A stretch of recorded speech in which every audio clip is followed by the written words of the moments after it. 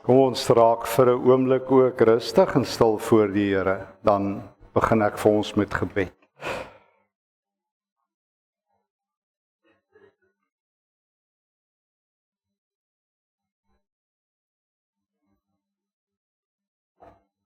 Here ons Heer, hoe groot is U naam? Here, ons wil stil wees voor U. Daar's so baie stemme in ons kop en in ons hart. Daar's so baie stemme rondom ons wat verwar, wat praat en wat 'n appel maak op ons aandag.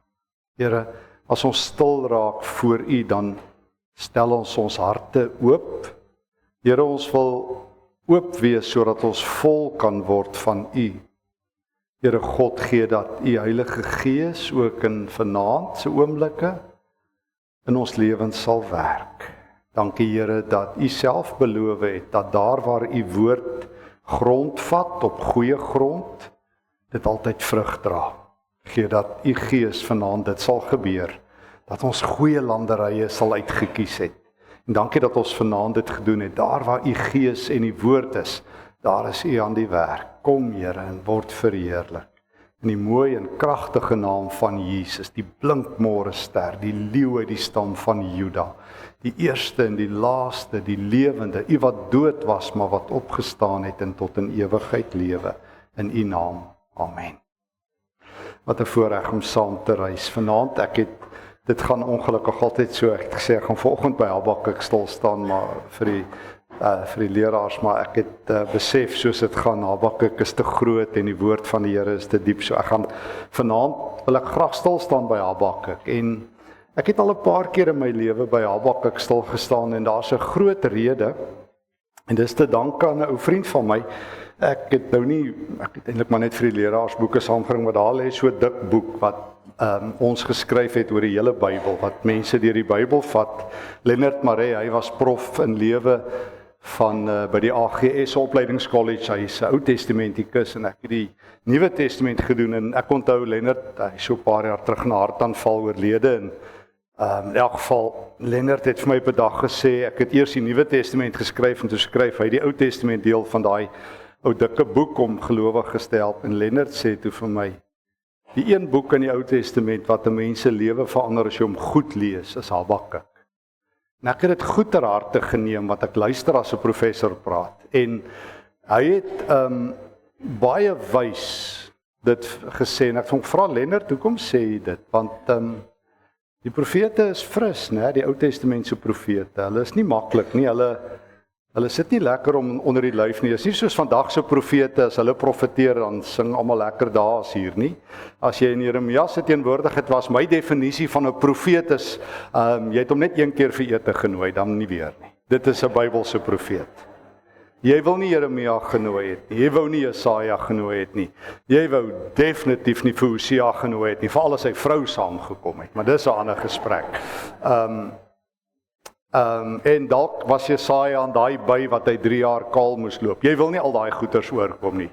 So die Bybelse profete is nie mak nie, hulle is aan die wilde kant van die lewe.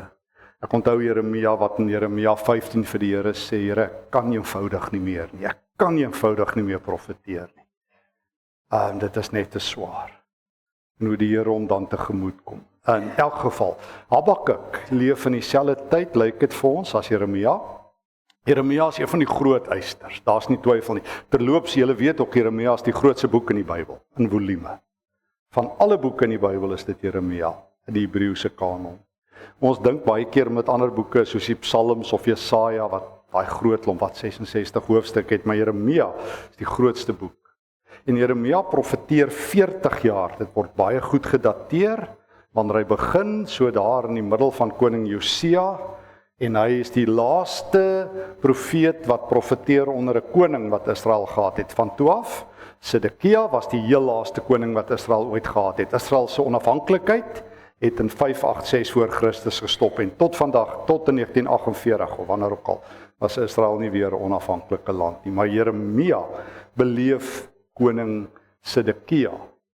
En dan is daar een of twee, lyk dit vir ons, jonger profete of minder bekende profete, en een van hulle, dalk Sefanja, en een van hulle is Habakuk. Habakuk profeteer teen die Galdeërs en dit is 'n skuilnaam vir die Babiloniërs. Ons almal weet van die Babiloniërs, koning Nebukadnesar, die boek Daniël. En ons weet dat die ander reuse profeet wat in daai tyd optree is Esegiel. Esegiel word die eerste keer as die Babiloniërs, daar's allerlei intriges. En hier rondom die 590s, 594 daar rond, val Babylon Jerusalem aan, voordat hulle het vat, en dan gee hulle later pad, en in daai tyd vat hulle vir Esegiel, en 'n groot klomp mense van Israel as ballinge weg. En Esegiel profeteer dan daar by die Kebar rivier in Babylon. So, Jeremia bly in die stad, Esegiel is die profeet in ballingskap in die buiteland, en Habakuk, dink ons, so lyk dit uit die teks, is die profeet, wanneer hy Babyloniërs so rondom Jerusalem begin lê, Nebukadnesar se leer. En Habakuk het 'n baie harde begin. Habakuk, ons weet nie mooi wat sy naam beteken nie, dit is definitief nie 'n verkorting vir Habie nie, dit is, weet ons, dit is dit nie, maar Habakuk, ja, daar is allerlei maniere hoe ons dit kan verklaar, dit is nie die punt nie. Habakuk se lewe loop in 3 seisoene. Habakuk is die minst profeterende profeet van die Ou Testament, maar die mees biddende profeet. So die vraag, hoekom staan ons vanaand by Habakuk stil? Omdat ons nog steeds besig is met gebed en ook luister waarmee die gemeente besig is. Bid en luister. Habakuk bid. Dit is, ons gaan nou sien, ons gaan net vinnig deur die 3 hoofstukke saam met mekaar reis. Habakuk bid. Hy bid baie. Hy bid aanhoudend. Sy heel eerste gebede is nie goed nie. In die Ou Testament het ons, julle wat die Bybel goed ken, ons almal ken tog die Psalms, het ons soos ek volgende ook gesê, klaagliedere, lament. En Jeremia doen dit, en nou kom Habakuk ook. Ek lees saam met jou in Habakuk 1 vers 2. Hoe lank moet ek om hulp roep voordat U hoor, Here? Moet ek by U bly kla oor die geweld voordat U red? Waarom laat U my die onreg sien wat gedoen word? Waarom kyk U toe as daar soveel ellende is? Oral rondom my is daar onderdrukking en geweld, word daar getwis en gebeklei. Die wet, verseker die wet van Moses, die Torah, het geen krag meer nie. Daar geskied nie meer reg nie. Slegte mense het die oorhand oor die goeies en so word die reg verkrag. Hy kon net sowel oor Suid-Afrika geskryf het in 2025. Hierdie gebed sou 'n lament, 'n klaaglied oor enige plek waarskynlik kan wees, maar ook oor ons. Maar die vraag wat Habakuk vra, Here, waar is U? Here, hoe lank nog gaan U dit toelaat? Hoe lank nog gaan U stil bly? Hoe lank nog gaan U dit verdra? Goeie nuus, daar staan die Here het geantwoord. Die volgende vers 5. Nou, ek weet nie van julle hier in Stilbaai nie, maar daar in my wêreld, wanneer die ouens sê die Here het geantwoord, ekskuus, dan sing hulle Happy Days Are Here Again. Want as iemand vir jou sê, weet die Here het my geantwoord, dan dink jy, sjoe, hier kom dit. Goeie nuus. Nou gaan dinge werk. Ek het 'n antwoord van die Here gekry. Die Here het my gebed verhoor. Kyk, as die profete sê, toe antwoord die Here, want jy weet, nou word die moeilikheid van erg na erger. Dis amper asof die Here vir Habakuk wou sê, nothing is so bad that it can't get worse. Die Here het geantwoord, kyk na al die nasies en jy sal verstom staan. Letterlik geskok. Jy sal geskok staan. Julle sal verstom staan. Ek gaan nog dit tydens julle lewe iets doen wat julle nie sal glo as dit julle vertel word nie. Ek weet mense sal hierdie teks uit verband uit. Die Here sê, Habakuk, jy dink dit gaan sleg, dit gaan nog slegter gaan, julle gaan geskok wees oor hoe sleg dit nog sal gaan. Soos ek sê, moet mooi dink as jy sê, jy lees die Bybelse profete. Ek is altyd verbaas vir die ouens hierdie, ek weet ek mag dit nie sê nie, die eindtydkenners met hulle bakkies, wat altyd so profeteer uit 'n bakkie uit, en dan altyd vir jou vertel, hulle al net so 5 profesieë aan die goeies, dan sê ek, jong, jy moet die profesieë reg lees. Julle, ek gaan die Galdeërs laat kom. Babyloniërs, ek gaan die Galdeërs laat kom, daardie wrede woeste nasie wat dwars oor die aarde rondtrek om lande te verower wat nie hulle sin is nie. Hulle is 'n nasie wat vrees en ontzag inboesem. Hulle ken net een wet, een trots, hulle eie. Hulle perde is vinniger as luiperds, vuriger as hongerwolwe. Hulle ruiters kom op 'n galop en wat daarop volg. Hulle kom, Habakuk, die vyande kom. En Habakuk is uit asem geskrik. Habakuk is totaal stom. Hy kan nie glo dat God so iets kan profeteer nie. Daarom bid hy weer 'n keer. Hy bid in Habakuk 1 vers 12. U is tog van altyd af daar, Here. U is my heilige God. Ons sal nie sterf nie. En Here, hierdie bedoel hy bietjie sarkasties. U het die Galdeërs aangestel om die vonnis te voltrek. U ons rots het aan hulle die volmag gegee om ons te straf. En nou dink u oë is te rein om te kyk, terwyl daar verkeerd gedoen word. Here, dis nie reg nie. U kan tog nie sien dat daar ellende is en niks doen nie. Waarom doen u niks? Waarom bly u stil wanneer mense, slegte mense, die vernietig wat beter as hulle is? Hoe kan u mense behandel asof hulle visse is sonder 'n leier? Die Galdeërs vang mense met hoeke, trek hulle vas in nette. Stop, julle onthou wat het Jesus geleer in Matteus 4? Ek sal julle wat maak? Vissers van mense. En ons is oortuig, Jesus gebruik hierdie beeld en draai hom om. Habakuk se beeld. Die Galdeërs is ook vissers van mense. Maar hulle is slegte vissers van mense. As hulle jou vang as jy dood, as hulle jou in hulle versier het, is dit klaar met jou. Hulle vang mense soos visse en maak hulle dood en hulle trek nette. Habakuk is baie ontsteld. Ek sê altyd as ek Habakuk 1 lees, en ek het dit al gedoen as ek by Engelse kerke praat, dan sal ek altyd so op die bord skrywe. As jy Habakuk 1 wil verstaan, dan kan jy dit in Engels sê, God is nowhere. Dis Habakuk se belewenis. God is nêrens. God is weg. God is weg. En ek verstaan dat lyding dit tot gevolg het. Dat lyding dit tot gevolg het. Ek sien baie mense hulle geloof verloor. Ons Here Jesus is op rekord, onthou julle in Matteus 13 of in Markus 4, die parallelle teks, wanneer hy die gelykenis van die saad vertel, wat op verskillende plekke val, julle ken dit, waar Jesus gesê het, hy noem 5 geloofsdiewe. Hy sê, as 5 dinge wat geloof bedreig, en mens moet vir Jesus luister. Onder andere, lyding en teenstand. Dis 'n geloofsdief. Jesus sê, lyding kom. Dit is gewoon nie waar dat Christene en die Ou Testamentiese volk van God 'n vrywaring van lyding gehad het nie. Dit is waar wat Eusebius, een van die kerkvaders, geskryf het, dat die geskiedenis van die vroegste kerk is in die bloed van die martelare geskryf. Paulus het gesê, want hy het dit by Jesus gehoor, dat ons saam met Jesus gekruisig is, onthou julle. Wat was Jesus se groot woorde in Markus 8 vers 34, as jy agter my wil aankom, jou kruis optel. En wanneer het jy in die Bybel sit uit 'n kruis gedra? As jy doodsvonnis het. Net mense met 'n doodsvonnis, so Jesus sê, jy gaan jou lewe verloor, verloor dit betyds. Lewe so hard nie een van ons gaan lewendig daar uitkom nie. So nog so, die lewe gaan so hard wees, ons gaan een keer nog ons asem uitblaas en dan sit klaar. Dan sit wedstrydpunt. Maar Jesus sê, verloor dit vir my, wees 'n lewende dooie. Leef vir my, wees dood vir die wêreld, dan kan die wêreld jou niks doen nie. Die vroeë kerk het dit perfek verstaan.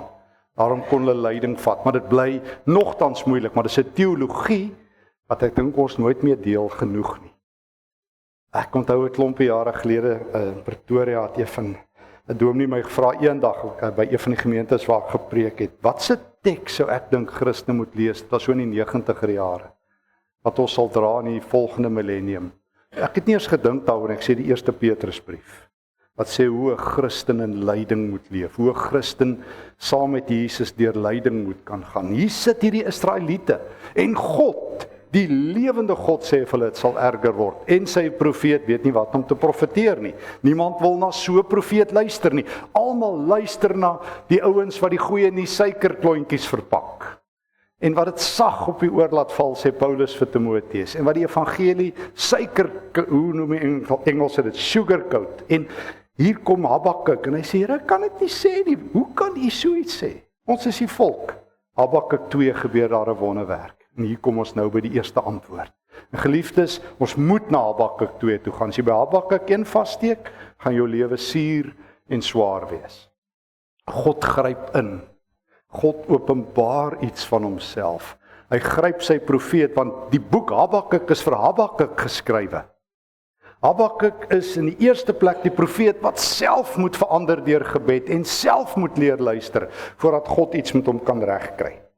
Dit laat my altyd dink aan Jona. Ek wou nogal op 'n stadium oor Jona preek hierdie week. Die hartseer van Jona is God nie eers die profeet van die boot afkry voor hy die boot kan red. Dit is vir my altyd die verskriklikste.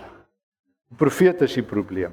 God dank in die Nuwe Testament is Paulus op die boot, dan red God die boot, omdat Paulus aan boord is. So ek weet ook, maar baie keer moet God eers die profeet verander, sodat die woord deur die profeet reg kon kom. Die profeet moet God verstaan. En dan doen Habakuk dit wat ons oorgesing het, ek wil wag op die Here. Wil stil word en wag op die Here. Hoofstuk 2 vers 1, ek wil op my uitkyktoring gaan staan, my plek op die vestingmuur gaan inneem, ek wil wag om te verneem wat die Here vir my moet sê, en wat ek moet antwoord, en wat daarop gevolg. En dan sê die Here vir hom, eers as jy wag, kan jy begin neerskryf. Wag op die Here. Dit is 'n bekende uitdrukking. Ons wag op diens. Altyd. Daar's niemand wat wag, wat nie op diens wag nie, jy wag op iets. Daar by Koffsies waar ek nog verbind is by die universiteit, nou die dag toe ek daar was, toe sê iemand vir my, hulle noem Bloemfontein die verwagtende stad, want as jy in 'n winkel instap, dan sê hulle ons verwag dit in 3 weke, wat jy ook al bestel.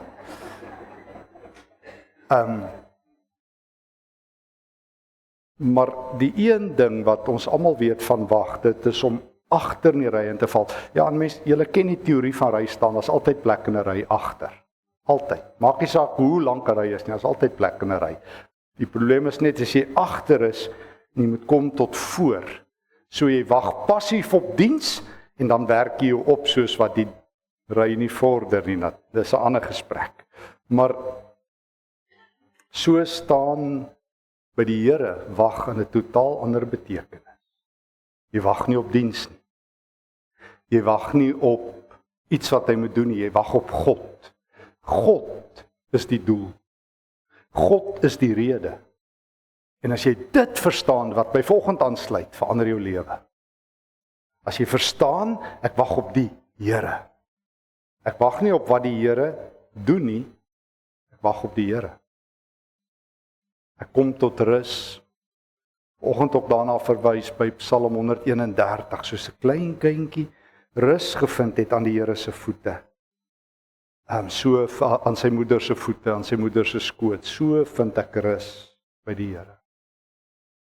Wag op die Here Israel nou en vir altyd. Sluit daai Psalm af. 130 begin daarmee en 131 sluit daarmee af. Wag op die Here.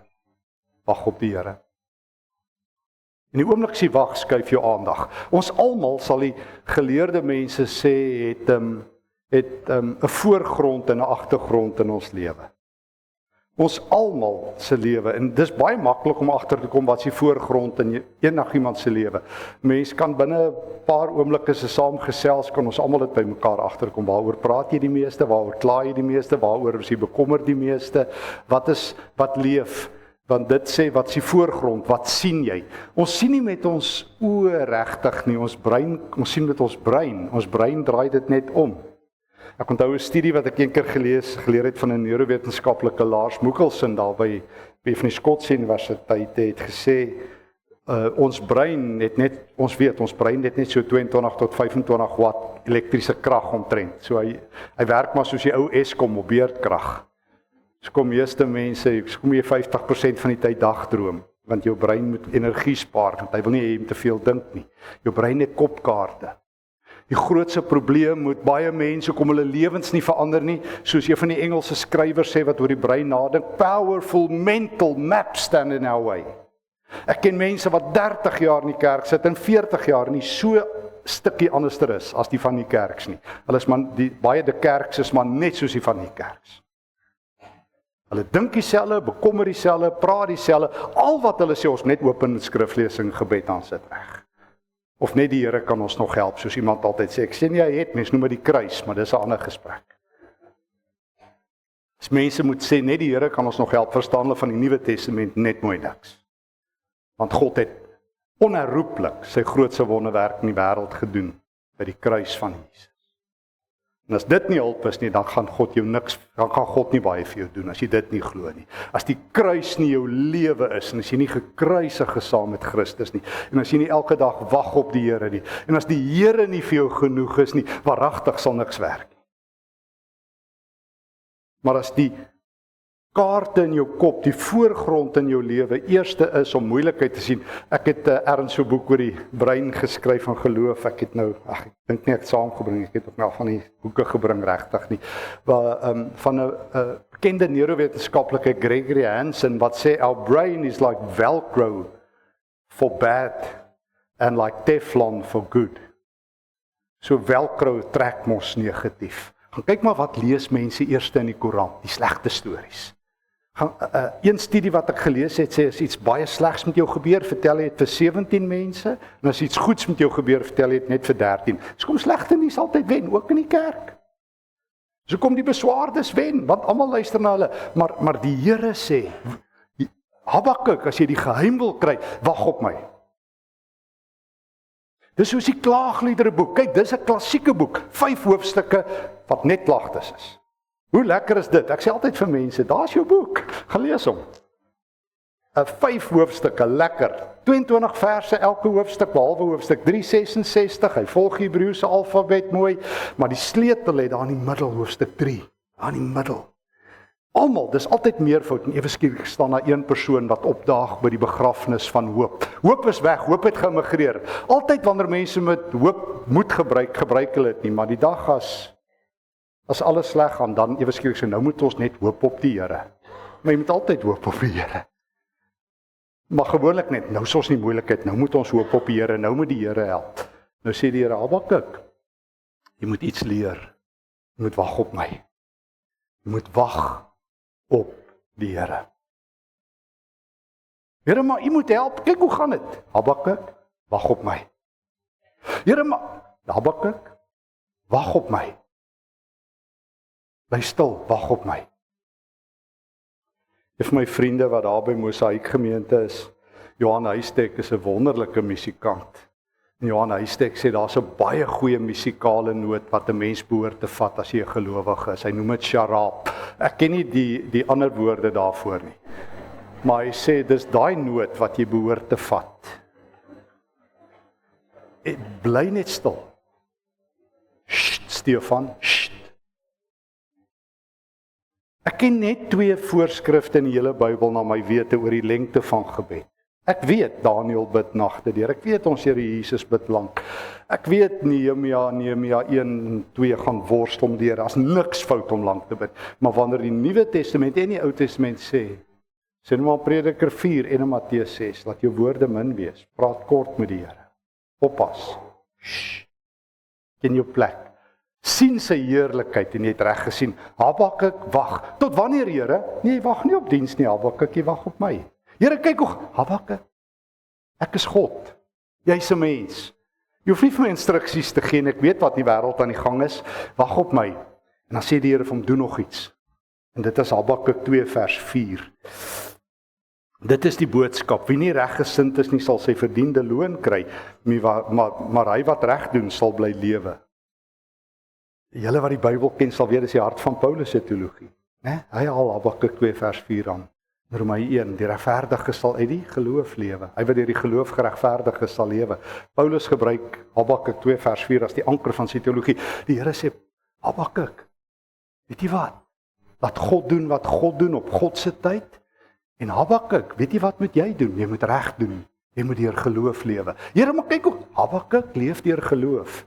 Jy is 'n burger van my koninkryk. Hier's my standaard. En in my standaard is dit nie jou werk om die hele tyd te wonder wat in die wêreld aangaan en alles nie. Jy mag vir hulle bid, Habakuk leef op my standaard. My standaard is jy wag op my en jy doen wat reg is. Jy antwoord jou eie gebed. Jy's die eerste antwoord op jou eie gebed. Jy luister na my. En dan gaan nie na die res van Habakuk 2 kyk nie, maar Habakuk 2, dan kom die Here as hy Habakuk se oor het en Habakuk tot bedaring kom. Wys die Here vir hom 5 keer hoe hy gaan ingryp. Jy hoor dit in sulke wee uitroepe. Dat God sê ek slaap nie, Habakuk. Dink jy ek is blind? Dink jy ek het afgetree? Dink jy ek gee nie om nie? Ek kan vir jou presies vertel wat in die wêreld aangaan en dan doen God dit ook. Wag op die Here. Weet jy wat leer Habakuk? Die mooiste, en dit moet ek vir jou lees saam met jou. Habakuk 2 vers 14. O, dis die mooiste teks in Habakuk. Habakuk 2 vers 14. Behalwe die ander wat kom, is Habakuk 2 vers 14 nou die heel mooiste. Soos waters die seebodem bedek, so sal die magtige teenwoordigheid van die Here oral op die aarde geken word. Weet jy wat sal gebeur, Habakuk? Jy het gesê God is nêrens. God is nowhere. Weet jy wat sal gebeur as jy op my wag? Die magtige, die heilige teenwoordigheid van God sal oral gesien word. Van niks na oral. Ek sê altyd hoofstuk 2 van Habakuk se opskrif is God is nou hier. Hoofstuk 1 is God is nêrens. Hoofstuk 2 is God is nou hier. As ek dit in Engels sê, God is now here. En as jy dink God is nowhere, is presies dieselfde letters. God is nowhere, God is now here. Presies dieselfde letters. Presies dieselfde letters. Maar net al waar jy dit breek. God is now here. Dis wat gebeur, dit waarborg God oor en oor in die Bybel. Wag op my. Jy sal my hart kry, jy sal nuwe voorgrond kry. Jy sal by die begrafnis van hoop opdaag in Klaagliedere 3. En jy sal sê, u trou is elke oggend nie. Klaagliedere 3 vers 21 tot 24. Almal klaar, almal sê dis klaar. Maar as een persoon wat sê God se trou is elke oggend nie. O, God het nie baie mense nodig nie. Dis my die verstommende, die een enkele ding wat vir my uitstaan deur die Ou Testament. Dis en in die Nuwe Testament. God het nie baie mense nodig om die wêreld te verander nie. Hy doen dit met 'n Josef, hy doen dit met 'n Daniël, hy doen dit met 'n Job, hy doen dit met 'n Moses. In die Nuwe Testament het hy net Paulus nodig. Hy sit Paulus in die stad en hy staat moeilikheid. Die Here se woord gaan neerkom op hulle. Maar hoekom? Hulle het geleer om God te sien. Hulle het geleer om te luister en te kyk. Hulle het geleer om hulle oë reg te gebruik om die Here te sien. Ek sê graag vir myself, en ek weet dit is nie billik nie, veral nie as ek in so mooi plekke soos die Here julle bevoorreg het om te bly nie. Maar ek het geleer in die Ou Testament, as ek God wil sien, dan moet ek in die natuur kyk, reg. Hoekom het jy al opgemerk in die Nuwe Testament sê dit nooit? Nog een van die merktekens as jy die Nuwe Testament lees. Wat sê die Nuwe Testament as jy God wil sien? Waar moet jy hom sien? Ou Testament sê jy sien dit in sy handewerke. Natuurlik, prys die Here daarvoor. Maar wat sê die Nuwe Testament as jy God wil sien? O, Jesus is op rekord, julle moet dit weet. Matteus 25 vers 31 tot 37.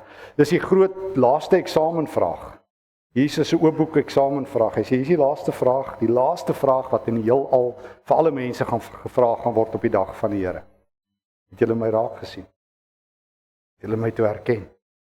Toe ek kaal was en honger was en 'n vreemdeling was en in die tronk was, het julle my raak gesien? Sover julle dit gedoen het, van die geringste van my kindertjies, my broers, julle het aan my gedoen. O, ek is op straat, ek is oral, ek loop in Stilbaai, ek loop in die wêreld. Het julle my raak gesien? Habakuk, as jy op my wag, het jy 'n nuwe voorgrond in jou lewe, gaan jy die Here op 10.000 plekke sien. En dit het my vrygemaak, want ek onthou as 'n jong ouetjie, die rukkie wat ek predikant was voor ek by universiteit beland het en daarna tot vandag toe preek ek maar nog by elke Sondag by gemeentes en help by gemeentes. So my hart is vir die kerk. Is dit vir my altyd die swaarste dat Christene waaragtig nie die Here gesien kry in geloof nie. Jesus het beloof, hy sê dit vir Nathanael, hulle daar in Johannes 1. Nathanael, ek het jou daar onder die boom gesien. Hy sê, "Joh, ek glo." Hy sê, "Nathanael, glo jy? Jy gaan groter dinge as dit sien. Jy gaan die engele sien op en af klim na die seun van die mens. Jy gaan nou nie meer soos oorlede Jakob op 'n klip moet slaap nie. Jy gaan dit oop oorreg kry. Die Here te sien. Ek gaan my heerlikheid sien van volgende. Habakuk, wag op my. En maak jou ore oop. En kom in 'n nuwe wêreld in. En ek wil weer sê wat ek volgende gesê het, want ek wil elke aand sê, ek wens, ons almal kan soos Paulus tot bekering kom en 'n 3 dae duisternis hê. En as ons oop gaan, is ons soos die Engelse sou sê in 'n magical kingdom. Want ons gaan praat oor narratiewe later, oor stories. Wil ek in Jesus se storie lewe. En Paulus het Jesus se storie geleef. Mense sê vir my, dit is so moeilik om vir die Here te getuig. Ek sê ek verstaan, as Jesus nie jou storie geword het nie. As jy nie saam met Jesus leef nie. En as Jesus nie uit jou uitlek nie, wag op Jesus, en hy sal hom aan jou openbaar. Dit beloof hy. Wag op die Here. Die Here sal hom laat vind. Hy laat hom altyd vind. Wag op die Here. Wag op die Here. Wag op die Here. Ons het maklik om die Here op 10.000 plekke te sien. Een van my groot gunsteling skrywers, Eugene Peterson, het so 'n boek geskryf met die titel Christ Plays in 10,000 Places. En leer jy om Jesus op 10.000 plekke te sien. Wag op my Habakuk, want die aarde, Habakuk 2 vers 14, die aarde is vol van my Habakuk. Hoe loop jy my elke dag mis? Hoe sien jy my nie raak nie? Hoe sien jy net moeilikheid? Hoekom het jy ereklere en 'n eredoktersgraad en moeilikheid raak sien? Hoekom is jy soos welkrou wat slegte goed doen en trek dit net aan? Maar hoekom sien jy die mooi nie raak nie? Soos heel prakties, 'n vriend van my nou die dag weet ons daar in Gauteng sit en kuier en hy sê vir my, hy kan nie nog een taxi uitstaan nie. Ek sê ja, dis maar swaar. En dan gee hulle so 'n bietjie tou, dan gaan dit. Ek sê vir hom, maar hoeveel taksies was vandag op die pad? Hoeveel het by jou verbygery? Nee, sê hy weet nie. Ek sê, want ek weet op die roete wat hy ry, sê 100. Dis ja waarskynlik. Maar die een wat droog gemaak het. Nou sê hy, die taksies. Dis so 'n ou wat nou die dag vir my sê, weet die kerk is in die moeilikheid. Ek sê, "Sjoe, ek hoor jy werk by die bank. Ek is ook nou klaar met die bank, want jy is nou klaar met die kerk. Want daar's 2 biljoen mense in die kerk oor die aarde. En jy kan nie eers weier as dit kyk. Maar as die Here se liefde in jou hart is, as jy 'n fynkenner, 'n konnoisseur van die Here, soek jy die Here. Dan soek jy geleenthede. Soos Amerikaanse vriende van ons wat 'n wonderlike bediening ook daar in Florida gehad het. En hulle daar vir oom Ernie gehad, hy was in die 90. Oom Ernie was doof, hy het gehoorapparate in 2 ore gehad. Sy kinders het hom afgeskryf. En Lorraine hulle wat die bediening daar gehardloop het 'n wonderlike bediening gehad waar hulle elke maand, as ek reg onthou, 1 keer 'n maand, vir al die jong mense en hulle in daar op die eiland, hulle het een van die eilande van Florida gebly na aan die hoofkant, wat nou die dag so oorstroom het.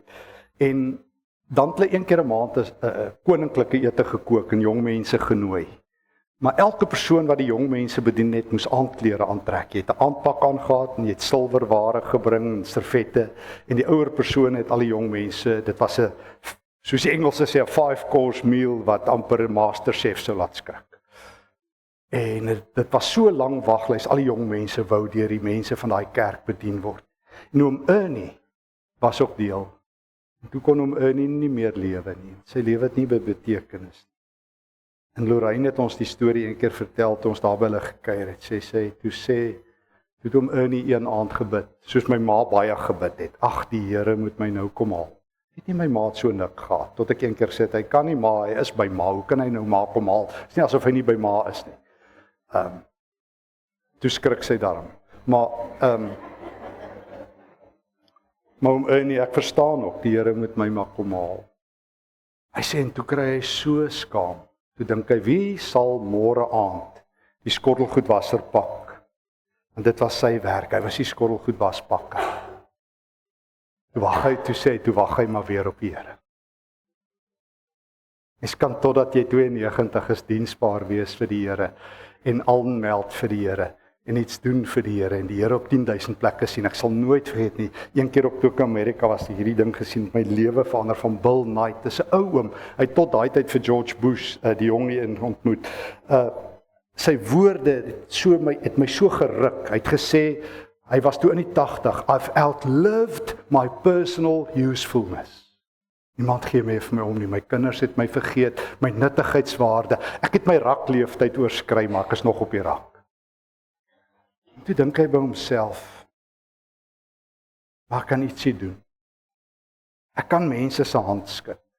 En toe begin hy om die troepe wat terugkom van Afghanistan in daai tyd te gaan groet by die lughawe. Toe hoor 'n ander oom dit met 'n rolstoel en hy sê ek kan vir hulle 'n bekertjie koffie bring wat ek in 'n bottel maak. En 'n tannie, 'n pragtige dame in die 90's ook op haar loopraam het gekom en gesê ek kan julle kom help om die koffie uit te deel. En hulle het uiteindelik 'n film gemaak oor hulle. En hulle het gesê ons het maar net geleer om te wag en toe kry ons 'n geleentheid om iets te doen. O, die Here sal jou altyd aan diens neem. Jy het toe nie afgetree nie. Ekskuus, daar is nie. O nee, ekskuus, wag, laat ek dit reg sê. Daar is 'n aftreeteks in die Bybel. Openbaring 14. Wanneer ons sterf, sal ons rus van al ons werke. So mense kan dalk net van werk ophou, maar jy tree nie af nie. Die Here het nie 'n pensioenpakket hier op aarde nie. Jy wag vir die hemel. Dan kry jy by die Here alles wat hy beloof het. Maar hier op aarde is ons diensbaar. Nie een van ons het ons nuttigheidswaarde verloor nie. Nie een van ons het ons sell-by-date bereik nie. Jy het waaragtig waarde. Ek het 'n vermoede, as ek Paulus reg verstaan in 2 Korintiërs hoofstuk 4 vers 16 tot 18, dat Paulus sê ons word dag tot dag vernuwe deur die Heilige Gees. Net soos Klaagliedere 3, waar die enigste ou wat hoop het, hy wil almal kla en treur en sê waar's die Here? Sê Here, u trou is elke oggend nie. Sê Paulus, dis nie net dit nie, die Here verander ons dag na dag. Dag na dag. As jy wag op die Here en wag is daar krag. En wag is daar krag. Deur om na die Here te luister. Dan gebeur Habakuk 2 vers 20. Nou sê die Here, die Here is in sy heilige tempel. Almal op aarde moet voor hom stil wees. Is dit nie 'n aangrypende teks nie? Ons almal onthou Habakuk 3. Ons gaan nou daarby uitkom. Die Here is in sy heilige tempel. Habakuk, jy dink ek is weg. Die wêreld is vol van my. Die hemelliggame sien dit. Elke gelowige wat met oop oë lewe sien my. En jy, my profeet, sê waar's die Here? Waar's die Here? Omdat ek nie op jou behoeftes en op jou terme en op jou versoeke en op julle moeilikheid reageer nie. Ek sê altyd vir geestelike leiers, en ons gaan so in Maart maand gaan ek weer vat ons weer so 'n klompie geestelike leiers Turkye toe, so 50 of wat.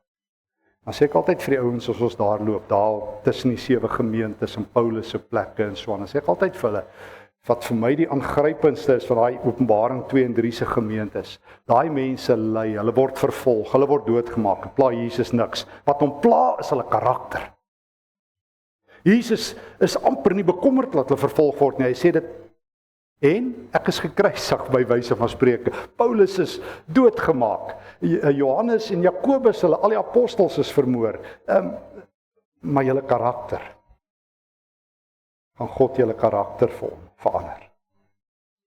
Vir die Efesiër gemeente, julle eerste liefde is weg. Julle het my nie meer so lief soos van tevore nie. Ek weet wat dit is om in Efese te wees, sê die Here. Hy sê ek loop in die gemeentes rond, ek is oral, ek is op 10.000 plekke. Dink julle ek weet nie, maar my kerk, as julle karakter nie vorm nie, as julle nie luister nie, wat sal dit help? Maar Habakuk skuif van God is nowhere na God is now here. Habakuk 3 na God is everywhere. God is oral. God is die almagtige. En dan begin hy 'n loflied sing, 'n gebed van die profeet Habakuk op die wysie van 'n klaaglied. Nou die Hebreëus is moeilik. Ek onthou, ek het vir daar by Koffsies waar ek ook is, vir my Ou Testament kollega Lodewyk Sutton gevra. Hy moet vir my bietjie sê daai klaaglied. Hy sê nee, dit kan ook anderster vertaal word die Hebreëus. Dis nie regtig 'n klaaglied nie. Jy sal ook sien wat hierop volg. Habakuk is nou klaar geklaaglied. Hy's nou oor dit. Hy's nou oor die ergste beswaardheid. Hy het nou die Here gesien. Hier's 'n derde ding. Ek hoop julle hoor hoe ek dikwels sê dat wat se groot verskille daar ook klemverskille, verskuiwings tussen die Ou en die Nuwe Testament gekom het. Mens noem die kruis die rede. Onthou jare terug en ek wil nou na Habakuk toe gaan daarmee, was ek so as 'n jong ouetjie daar by Tikkies toe ek dosent was ek op die NG Kerk se gesange hersieningskommissie. Al die kerke het na al die liedere gekyk. Ek moet bely, dit was my uitdaging. Maar dis 'n ander storie. Maar op 'n dag sê ek vir ouens, het julle ooit agtergekom dat daar in die Nuwe Testament nie enkele klaaglied is nie? Die Nuwe Testament kla nooit. Kry nie 'n klaaglied nie. Jesus sal aan die kruis Sal hy Psalm 22 aanhaal, my God ook, waarom het jy my verlaat, Markus 14, maar Jesus weet hoe eindig die Psalm en Lukas weet ook hoe eindig Jesus se laaste woorde, in u hande gee ek my gees oor. Het Jesus gesterf. So hy het nie God verlate gesterf nie, maar hy het God verlatenheid in die kruis beleef. Jy kan nie God verlate sterf en gaan hel toe. Jesus het nie God verlate gesterf nie, maar hy het die lyding van God verlatenheid aan die kruis belewe. Maar hy sterf in sy Vader se arms. Altyd. En nou, in hierdie wêreld, het die Nuwe Testament ophou klaar. Dis 'n geweldige ding. Dit beteken ons mag nie kla nie, dit beteken nie ons mag nie lament nie. Dis deel van geloof ook in die Ou Testament, maar dis belangrik dat ons die Nuwe Testament hoor. Net soos die Nuwe Testament sê, jy moet ook 'n ander perspektief hê as jy God soek. Jy moet hom nie net in die natuur sien nie, jy moet hom in mense raak sien. Maar die Nuwe Testament sê, leer nou om God te loof. Hoekom kan die Nuwe Testament dit sê? Want die Nuwe Testament sien Jesus. En die Nuwe Testament, ek wonder of ons tyd gaan hê. Hoeveel tyd ons in Openbaring 14, is die mooiste teks waar Johannes die lam sien op die Sionsberg met die 144.000 rondom hom. Dan sing hulle 'n nuwe lied wat net in die hemel gesing word. Niemand anders op die aarde kan dit leer nie, behalwe die 144.000. Dis al die gelowiges, vertrou my maar. Dis nie soos al hierdie bakkie profete dit uitlê nie, dis alle gelowiges. 12.000 maal 12.000, die ware kerk staan rondom die lam. En net ons het die frekwensie van die hemel, ons kan hoor wat die hemel sing. En ek waarborg jou, die hemel sing nie klaagliedere nie. Hulle sing nie uit dieptes gans verloor nie, dan is ons 'n groot moeilikheid. Daar was een oomblik toe iemand in die hemel gehuil het, en toe hom gou stil gemaak. Onthou hulle is Johannes gewees. Toe in Openbaring 5 sou hy begin huil.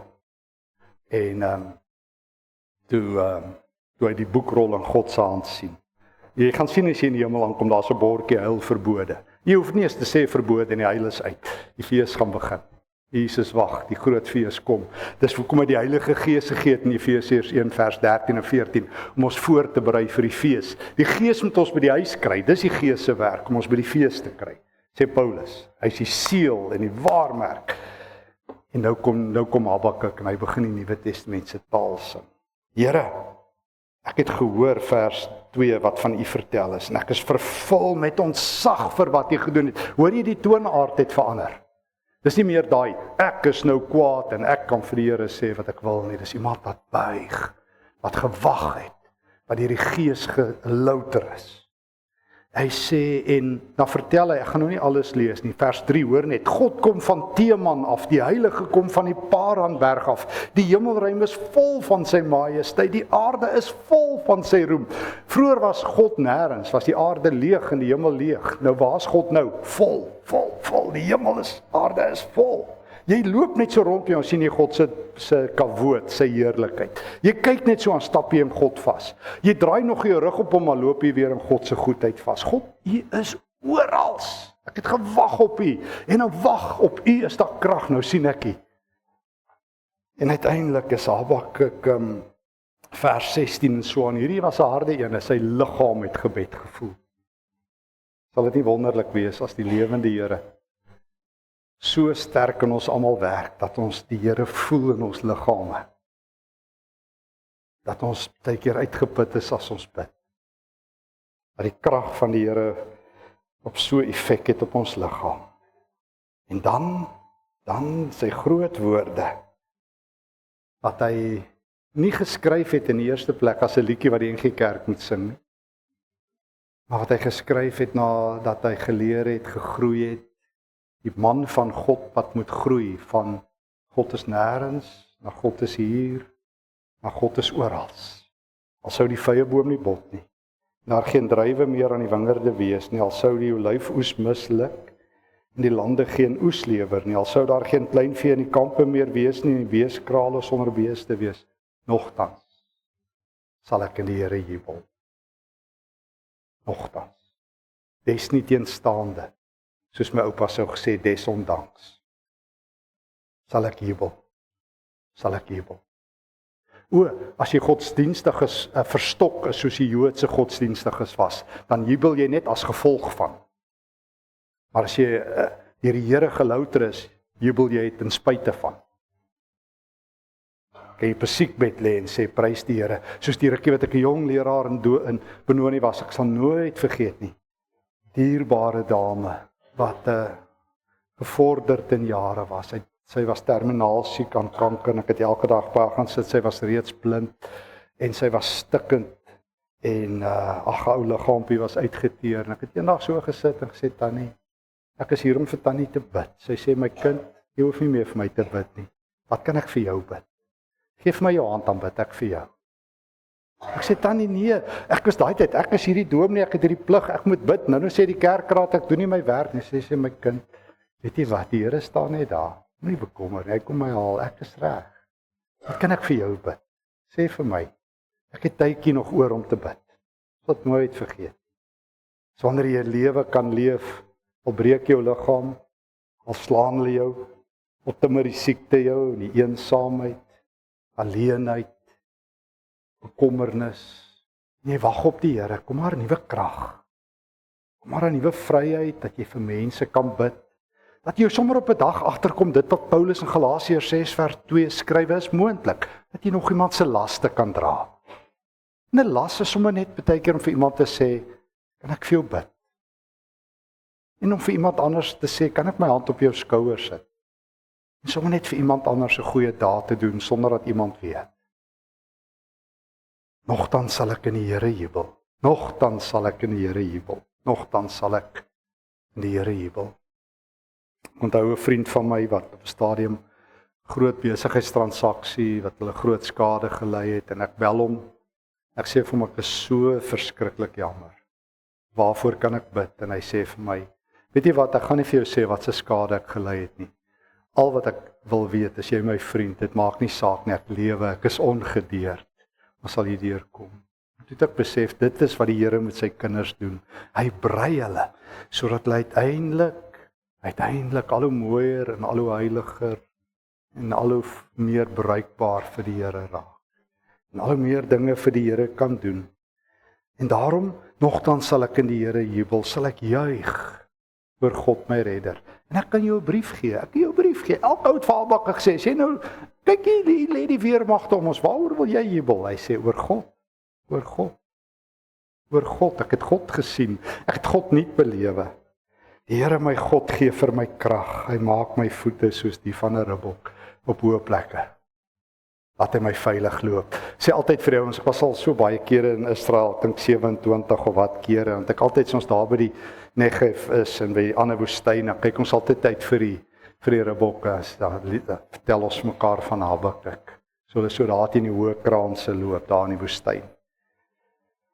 Meeste van ons, kom ek sê maar eerlik, ek ook, ons kry dit nie eens reg om veilige plekke veilig te loop nie.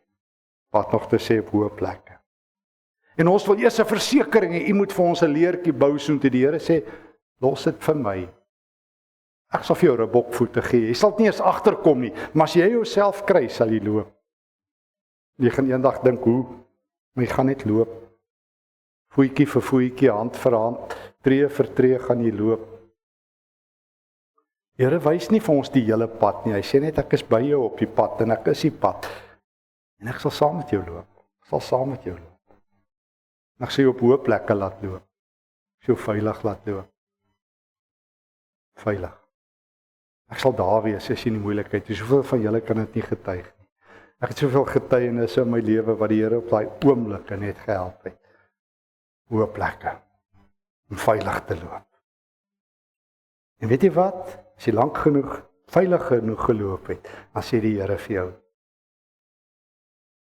ek het 'n pad vir jou. My pa, daarmee sluit ek af en dan is daar 'n oomblik vir gebed. My pa en my ma die gebruik gehad toe ek 'n kind was. Om die aande as ek uitgegaan het, het hulle altyd die ligte vir ons aangelos, vir my en my broer. En ek het nie iets veel daarvan gedink nie. Dis normaal. Is los die lig aan. En ek het agtergekom toe ons kinders in die huis was, en skool, en later op universiteit en ons kom kuier, dan los ons die lig aan, dis van self. En ergens verlede jaar tref het my, of voor verlede jaar. Ek het dit ook vir my skoonma vertel. Maar tref my een aand ook huis toe, ry en daar by ons huis en ry, Marietjie los my elke aand die lig aan. En toe dink ek, dis die Here. Johannes 8. Ek sien lig vir die wêreld. Ek sien lig vir die wêreld, loop naby my, sê hy. Elkeen wat my volg, sal lewe. Jesus het dit waaragtig bedoel. Loop op my hakke. Hoe sê Shane Claiborne, loop so naby, laat die stof waar hy trap, jou voete spat, as jy die beeld verstaan. Loop so naby Jesus, dat die stof waar hy sy voete neersit, op jou spat. Loop so naby aan Jesus. Hy is die lig vir die wêreld. Hy is die eindbestemming en die pad. Hy is die ewige lewe en hy gee dit. Loop naby my, wag op my. Jy sal die huis haal. Habakuk begin, God, waar is U? Dis baie keer die seisoen van ons lewe, dalk is jy daar, hou goeie moed, as 'n tweede seisoen, God is hier. As 'n derde seisoen, die diepte van God se woord. God is oral. God is oral. Mag die Here ons oë oopmaak. Mag ons luister tot ons hoor en tot ons sien. Kom ons raak stil, daar's 'n paar oomblikke vir stil gebed.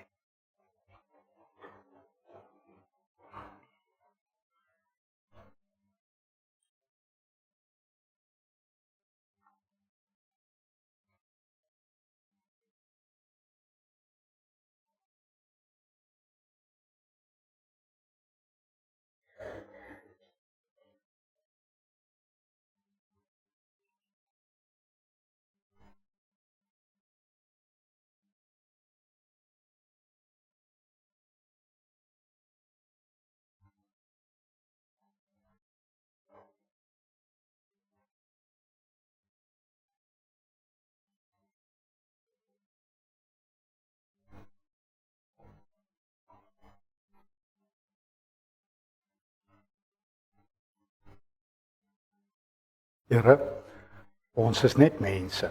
Ons verstaan Habakuk 1 beter, want ons doen dit ook, ek doen dit ook, ons kla. Ons sukkel om hier raak te sien. Ons is blind en ons is doof en ons struikel. Here, en ons kry dit nie eens reg om op veilige plekke veilig te loop nie. Here, en ons wil dit waag. Ons wil saam met Habakuk wag op U, sodat ons Habakuk 2 vers 14 kan beleef, dat die aarde vol is, nie vol moeilikheid nie, maar vol van die Here. En ons wil saam met Habakuk 2 vers 20 stil wees, want U is in die heilige tempel. En as ons stil is, soos 'n klein kindjie, is daar rustigheid in ons gemoed, sit die sterk arms rondom ons, Here, dra vir ons, sodat ons saam met Habakuk 3 sal sing, hemelruim vertel die glorie van die Here. En dat ons sal jubel, Here, dat al bot die vye bome nie en al is daar moeilikheid. Die Here my God, U is my redder. U gee vir my krag. Dankie dat U my op hoë plekke veilig laat loop. Prys U naam in Jesus naam.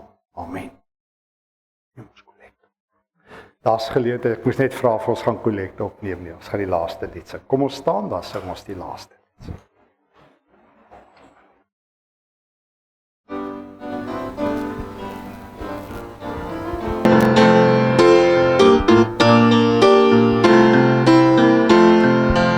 Die goedheid weer kan ons nie pel nie, die word alleen nie getref.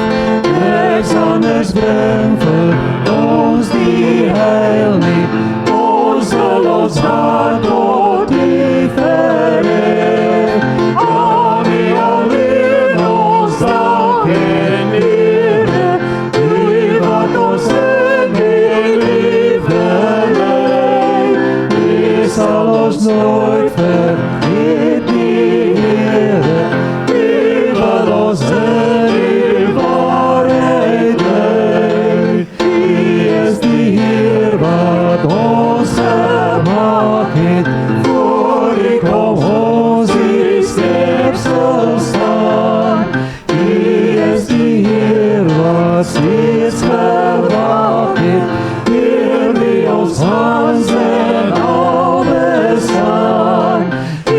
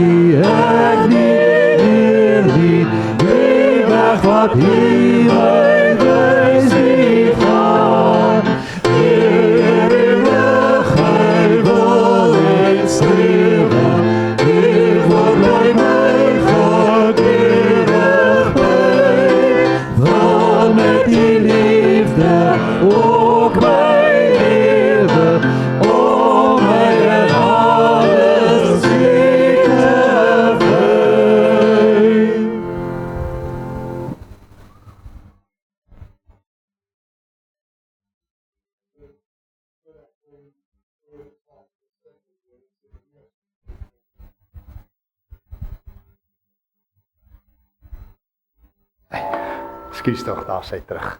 Wat 'n voorreg om saam met die Here se woord vanaand te reis. So die Here wil, môre aand gaan ons verder reis in die luister en belewenis wat die gemeente se visie is hierdie jaar. Ek wil graag die seën van die Here afsluit uit 2 Korintiërs 13. Ons het dit my voorreg is om ook baie tyd te spandeer met Bybelvertaling. 'n Klomp jare terug het ons die boodskap vertaal. Hy is nou deesdae gratis op daai YouVersion app. Maar ons het so 'n paar jaar terug het my kollega by Tikkies, oud kollega, en ek die Nuwe Testament weer nuut vertaal, die Nuwe Testament, en dit het my so aangegryp toe ek Paulus se briewe moes ek vertaal hier in 2 Korintiërs 13. Hoor die woorde wat Paulus as seënbede oor sy gemeente in Korinte uitspreek. Laastens, my liewe familie in die Here, wees vol vreugde. Mag julle heeltemal toegerus wees vir julle werk. Mag julle getroos wees deur die Here. Mag julle eensgesind wees. Mag julle in vrede leef. God, wat die oorsprong van liefde en vrede is, sal met julle wees. En dan sy groot woorde, die seënwoorde, 2 Korintiërs 13 vers 13. Die oorstromende genade van ons Here, Jesus Christus, die nimmer eindigende liefde van God, en die spesiale geloofsgemeenskap van die Heilige Gees, is met julle almal. Amen.